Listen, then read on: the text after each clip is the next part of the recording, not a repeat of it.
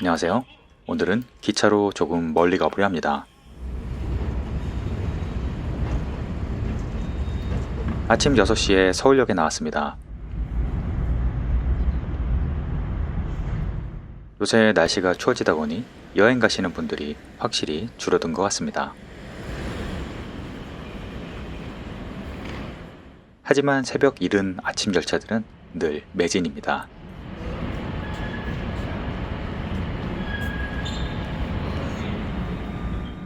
오늘은 일반 KTX를 탈 건데요.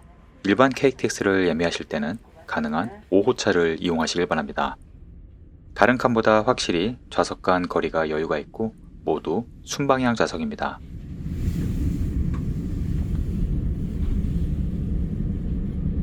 이제 출발합니다.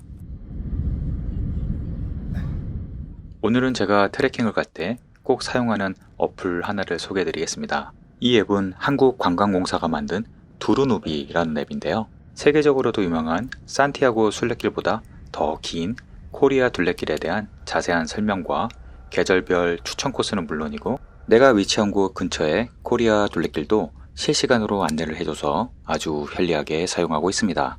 전체적인 코스 설명과 함께 주변 명소나 시설도 함께 알려줘서 더 좋고요. 현재는 DMZ 평화의 길 테마노선 10개 코스만 운영하고 있는데요. 내년에 DMZ 평화의 길 주 노선 개통 예정이라고 하니 꼭 소개해드리도록 하겠습니다. 약 3시간을 달려 오늘의 목적지에 도착했습니다. 서울과 달리 포근한 기운이 느껴지는데요. 사람들의 옷차림도 더 가볍습니다.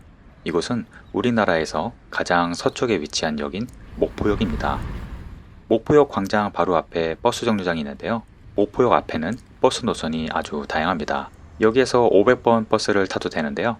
아주 가까운 곳이라 오늘은 택시를 타고 가겠습니다. 택시를 타면 대략 15분 정도 걸리는데요. 이곳은 목포 지방 해양수산청입니다. 바로 앞에 바다 쪽으로 흘러가는 수로가 인상적이네요. 이곳에 온 이유는 따로 있는데요. 바로 서해랑 길 중 가장 볼거리가 많다는 18번째 코스가 시작하는 곳입니다. 코스 시작점에는 이렇게 안내판이 있는데요. 안내판 아래쪽에 있는 QR코드가 보이시나요? 두리누 앱 오른쪽 위에 있는 QR코드 아이콘을 누르시고 카메라로 찍기만 하면 자동으로 방문 스탬프가 인증됩니다. 별도로 수첩을 안 가지고 다녀도 돼서 아주 편하네요. 참, 앱에 있는 따라가기 기능을 쓰면 길을 잃을 걱정이 없는데요. 위치 정확도가 아주 높은 편입니다. 저 앞에 보이는 다리가 오늘 코스의 실질적인 시작점입니다. 서해안길을 가시다 보면 이렇게 주황색 리본을 보시게 되는데요. 잘 가고 있다는 증거입니다. 아담하고 예쁜 이 다리는 평화교입니다. 다리 구조물에는 주황색 화살표 표지판이 있네요.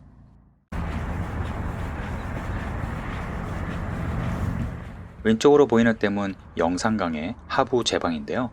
강인지 바다인지 헷갈릴 정도로 아주 넓습니다. 오늘은 날씨가 맑아서 마치 거울 같네요. 다리를 건너면 연인의 거리가 이어지는데요. 약 1km 정도의 아름다운 해변거리입니다. 멀리 다도해의 다양한 섬들이 보이네요. 보기만 해도 힐링이 됩니다. 새우깡 좀 챙겨올 걸 그랬네요. 해변 반대편에는 다양한 식당, 카페들이 많아서 아침을 해결하기에도 좋습니다. 이 예쁜 조형물 앞에서는 밤에 분수쇼가 펼쳐졌었는데요. 지금은 개선 공사 중이라 내년에는 좀 더 멋지게 돌아오길 바랍니다. 이곳은 영산강 민물과 바다가 만나는 곳이라 낚시 포인트가 많다고 하네요. 그래서인지 낚시하는 분들이 많았습니다. 저 앞에 해상 데크길이 보이네요. 어떤 절경이 펼쳐질지 기대가 됩니다. 이 해상 데크길은 육지와 바다를 연결했는데요. 바다 쪽은 물에 떠 있는 부교 형태입니다.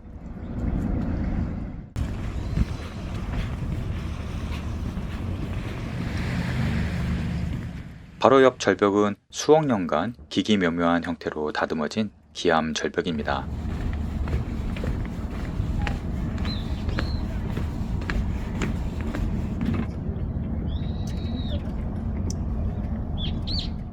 바다에 떠있는 길을 걷다 보니 눈을 의심케 하는 절경이 펼쳐집니다.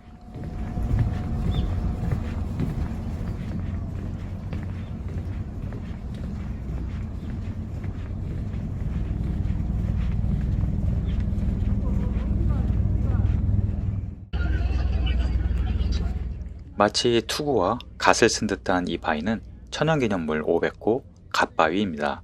저도 실물로 본 것은 처음인데요. 자연적으로 이렇게 만들어졌다는 게 믿어지지 않을 정도입니다.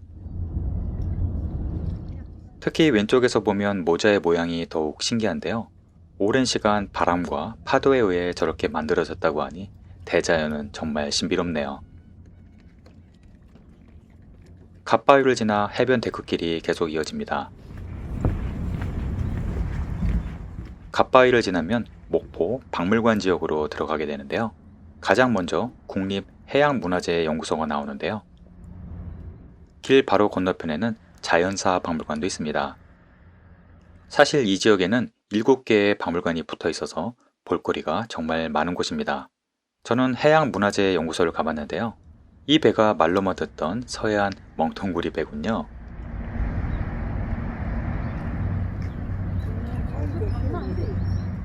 내부에는 다양한 해양수산 관련 유물과 장비들이 전시되어 있습니다.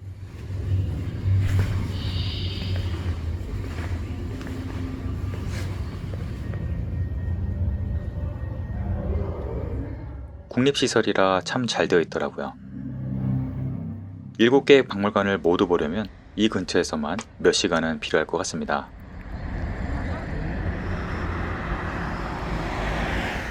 목포에는 9개의 맛이 있었군요.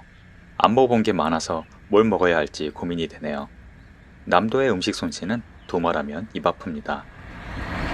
큰 도로변을 걷게 되어 있었는데요. 해안 쪽으로 새로 생긴 데크길이 있어서 그쪽으로 걸었습니다. 그때그때 보고 싶은 장소나 걷고 싶은 길이 있다면 찾아서 응용해서 걸어도 더 좋습니다.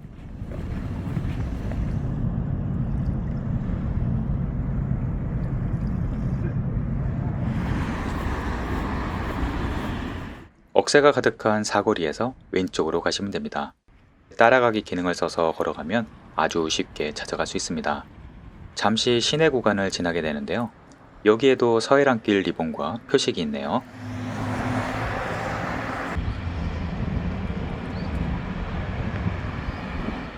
횡단보도를 건너기도 하는데요. 횡단보도 좌우측에 있는 나무에 모두 리본을 달아 놓아서 헷갈리지 않았습니다.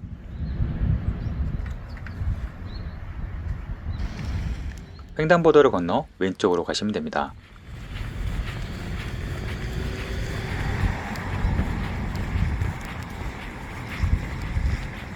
이곳은 사막도 입구입니다. 사막도는 육지 속의 섬과 같은 곳인데요. 서해안길은 사막도를 한 바퀴 돌아갑니다.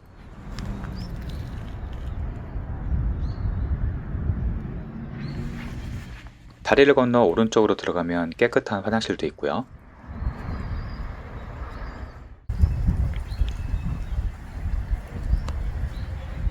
사막도를 한 바퀴 감고 나오는 수로를 따라 편하게 걸으시면 됩니다. 아주 잘 가꿔진 정원 같은 곳이네요.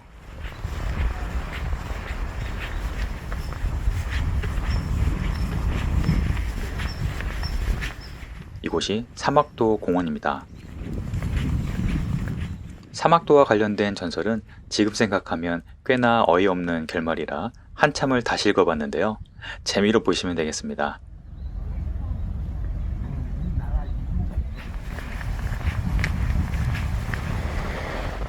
사막도 공원을 지나면 노벨 평화상 기념관이 나옵니다.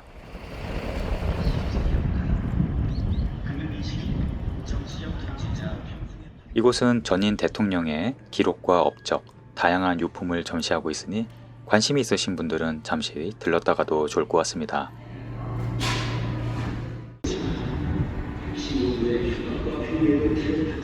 기념관 뒤쪽으로 가시면 무장의 나눔길이 나옵니다.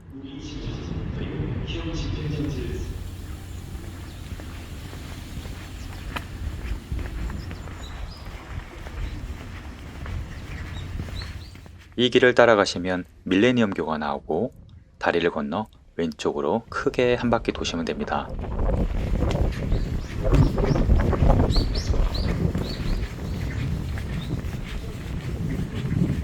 사막도를 위에서 보면 이렇게 육지적의 섬처럼 보이는데요.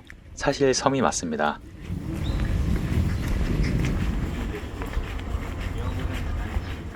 멋진 다리들을 지나 걷다 보면 이곳이 육지인지 섬인지 헷갈리네요.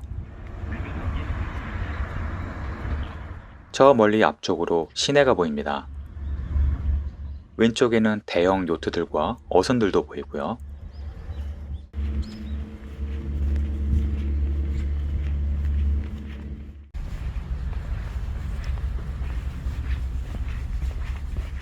사막도를 한 바퀴 돌면 광중석교가 나옵니다.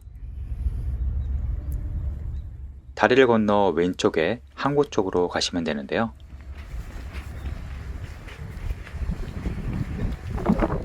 이곳이 바로 그 유명한 목포항입니다. 목포는 항구다 라는 말에 시작이 된 곳이죠.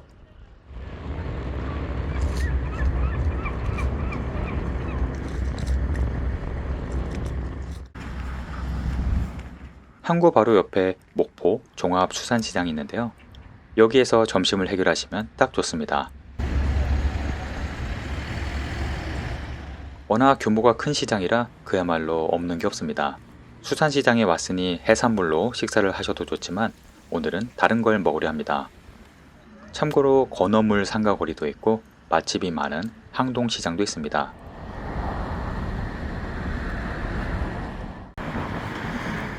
그런데 서해안길은 오래된 보리밥 골목으로 이어집니다.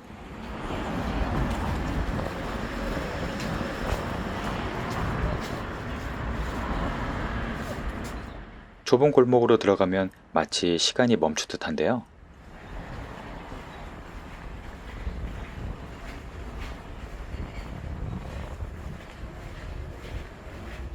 오래된 식당 중에 한 곳에 들러 보리밥으로 점심을 먹었습니다.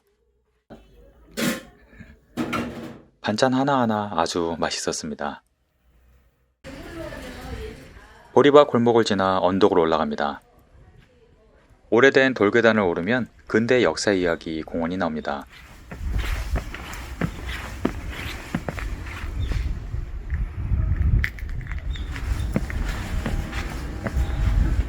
새로 지어진 2층 건물이 있는데요. 이곳은 소년 김대중 공부방이라는 곳입니다. 전임 대통령께서 어린 시절 지냈던 곳을 복원한 곳이라고 하네요. 1층에는 누구나 편히 쉴 수 있는 쉼터가 있습니다. 2층으로 가면 공부방이 있는데요.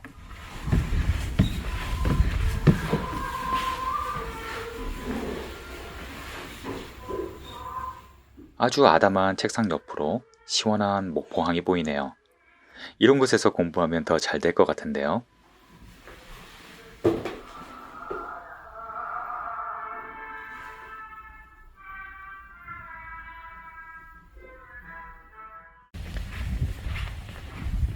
바로 뒤쪽 언덕에는 목포진 역사공원이 있습니다.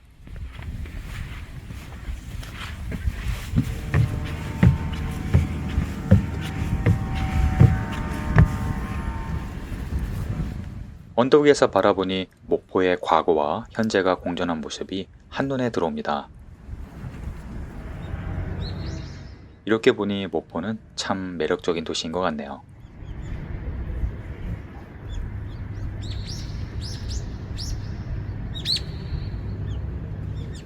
가운데 거대한 후박나무가 있네요. 저는 후박나무를 처음 봤습니다. 울릉도에도 있다고 하네요.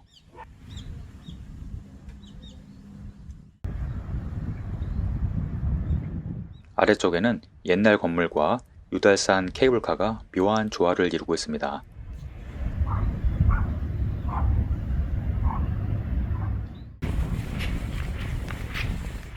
이곳이 옛날 목포 진해 건물인데요.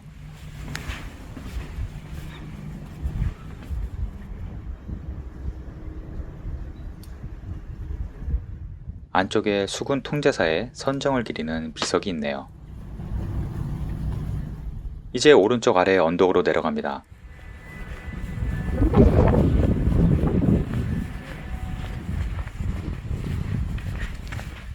이런 오래된 골목길은 참 오랜만에 보는데요.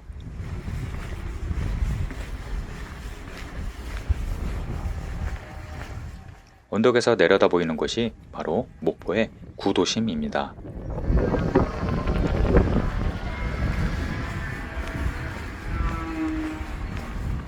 마치 시간이 멈춘 듯한 이곳은 다양한 볼거리와 독특한 분위기로 사랑을 받고 있습니다. 홍어를 넣은 라면이라 어떤 맛일까요?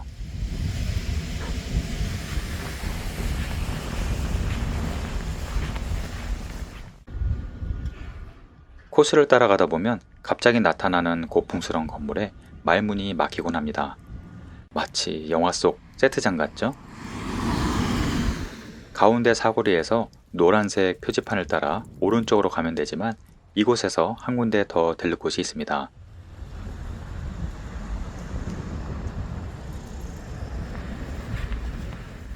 사거리에 바로 붙어 있는 오래된 이 성당은 경동성당입니다. 1954년도에 지어진 목포에서 가장 오래된 성당인데요. 고풍스러운 외관이 아주 멋집니다. 오래된 종탑도 그대로 있고요.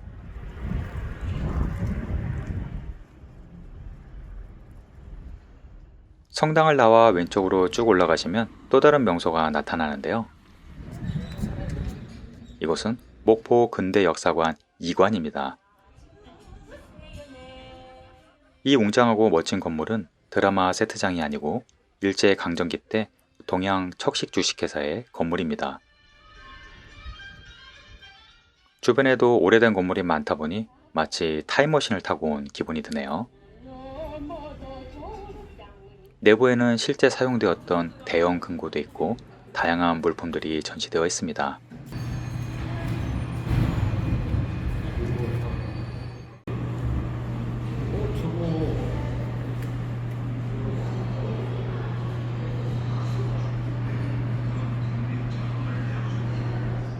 이 건물은 나중에 해군 목포 경비대 건물로도 사용되었다고 하네요.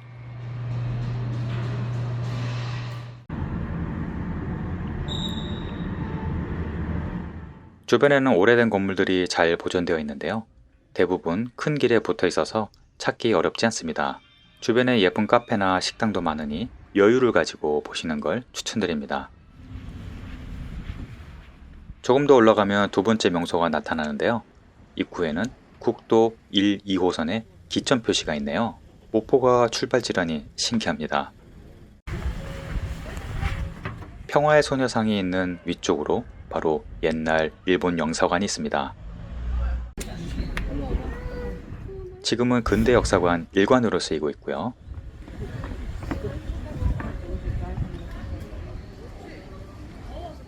사실 이곳은 드라마 호텔 델루나의 촬영 장소로도 유명한데요.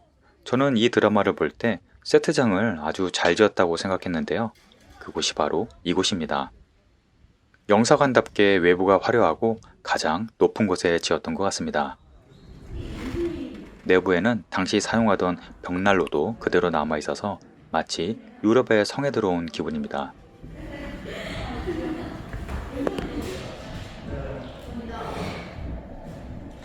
특히 2층으로 올라가는 계단이 인상적이었는데요. 당시 나무 조각이 그대로 남아 있었습니다. 창에서 바라보는 풍경과 내부 시설은 너무 멋지지만 우리에겐 너무도 아픈 기억이 남아있는 곳이네요.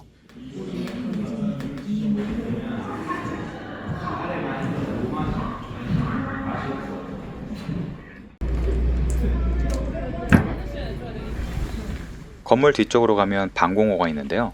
전쟁 당시 폭격에 대비한 방공호입니다.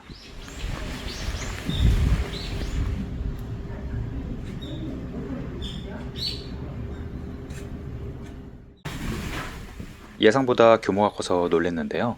이곳은 우리 조상님들이 강제로 징용되어 만들었던 곳입니다.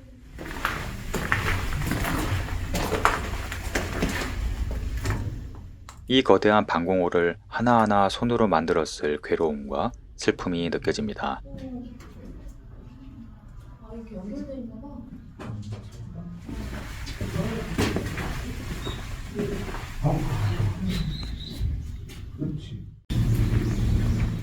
영서관의 오래된 창고를 지나 오른쪽으로 올라가면 됩니다.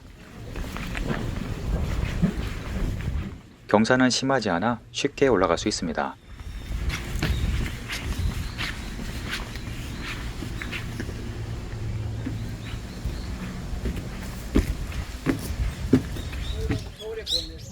이곳은 유달산 노족봉입니다. 거대한 돌덩이들을 아무렇게나 툭툭 쌓아올린 듯한 특이한 모습인데요. 옛날 이순신 장군이 이 바위에 짚을 붙여 굴량미가 충분히 쌓여있는 것처럼 적을 속였다는 일화가 전해집니다. 노적봉 반대쪽으로 유달산으로 올라가는 계단이 있습니다. 이 계단으로 서해랑길이 이어집니다.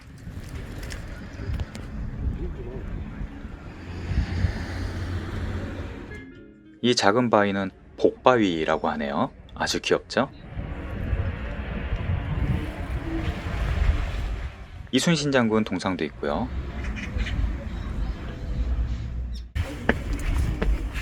조금 올라가면 대포가 있는데요. 이 대포는 옛날 매일 낮 12시에 쏘아 정오를 알리는 대포였다고 합니다. 그래서 이름도 오포대입니다. 오포대 바로 옆에는 대학루라는 정자가 있는데요. 여기에서 바라보는 목포의 모습이 진짜 목포의 진모습이라고 합니다.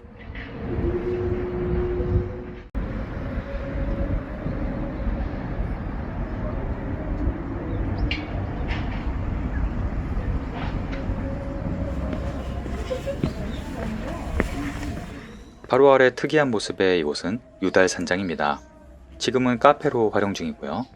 서해랑길은 유달산장 왼쪽 아래로 이어지는데요. 잠깐 여기에서 쉬었다 갔습니다. 열리지 나무도 있더라고요. 유달산장의 아래층은 자세히 안 보면 지나치기 쉬운데요. 이렇게 문을 열면 멋진 공간이 나옵니다. 여기서부터 서해랑길과 유달산 둘레길이 겹치는데요. 완만한 숲속 트레킹을 즐길 수 있습니다. 서해랑길 18번 코스는 바다와 산을 모두 즐길 수 있는 코스네요. 서해랑길 표시를 따라 이제 산 안쪽으로 들어가게 됩니다.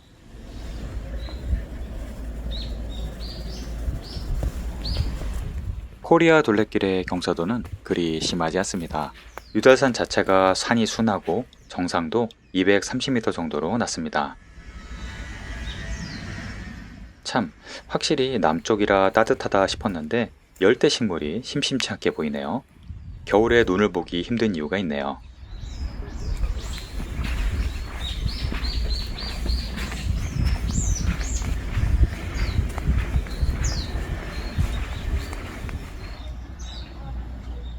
코리아 둘레길은 마을 쪽으로도 이어지는데요. 등산객 출입 금지라는 표시가 마음이 아프네요. 방문객들은 당연히 동네 주민들의 사생활을 침해하면 안 되겠죠?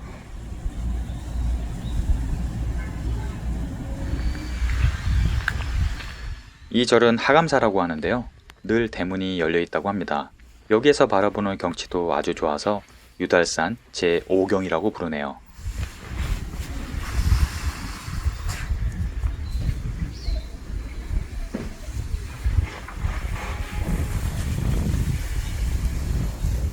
가족과 구독자님들의 건강도 빌어봤습니다.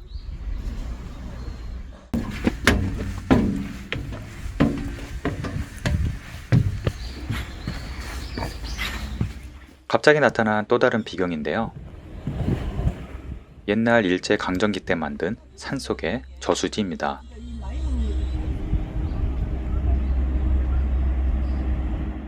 위에 보이는 건물은 케이블카 탑승장이고요. 깊은 산속에 이런 저수지가 있다니 지금은 멋진 코리아 둘레길 명소가 되었네요. 갈림길이 나왔습니다. 여기에서 직진으로 낙조대 방향으로 계속 가시면 됩니다.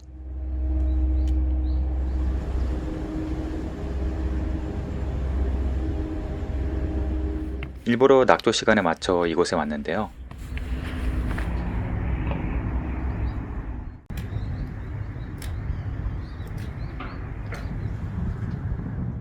이곳이 유달산에서 낙조로 유명한 곳입니다.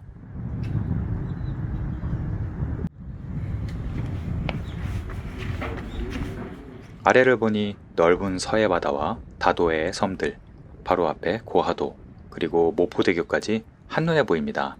낙조 시간에 맞춰 이곳을 찾는다면 더 황홀하겠죠? 서해랑길은 낙조대를 지나 오른쪽으로 계속 이어지지만 저의 오늘의 목적지는 여기까지입니다. 낙조대 앞쪽으로 해변으로 바로 내려갈 수 있는 길이 있는데요.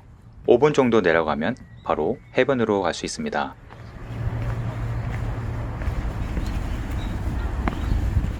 이곳은 유달 해수욕장입니다.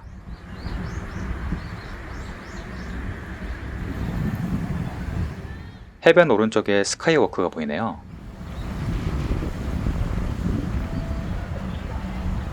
스카이워크는 너무 높아서 상당히 아찔했는데요. 특히 바닥이 뚫려 있고 유리라서 더욱 그랬습니다.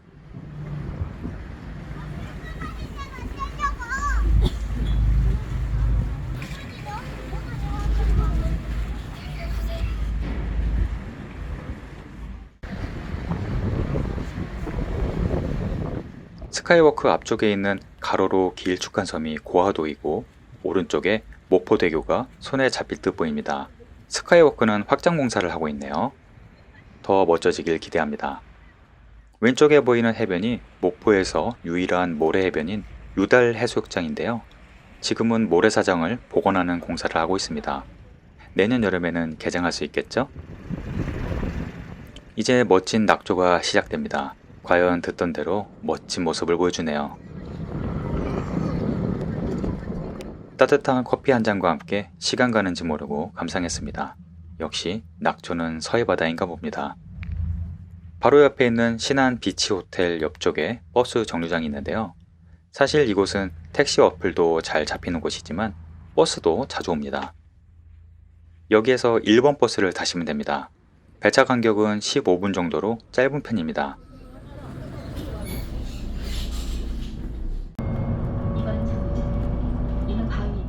버스에서 바라보는 낙조도 참 멋지네요.